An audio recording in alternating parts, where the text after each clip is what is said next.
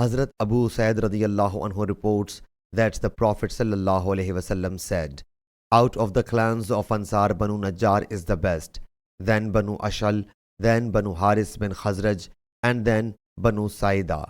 In short, every clan of the Ansar is excellent." Hazrat Sa'ad radiyallahu anhu says, "I think the Prophet sallallahu alaihi wasallam gave other clans superiority over ours. It was said to him, 'Your clan also holds superiority over many others.'" Abdus Samad said, "Shoba narrated us the hadith. He told that Qatada narrated to us the hadith that he heard Hazrat Anas radiyallahu anhu saying."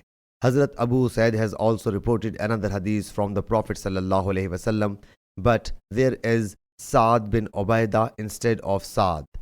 Hazrat Abu Usaid has also reported another hadith from the Prophet sallallahu alaihi wasallam, but there is Sa'ad bin Ubadah instead of Sa'ad. Sahih Bukhari Hadith number 3789.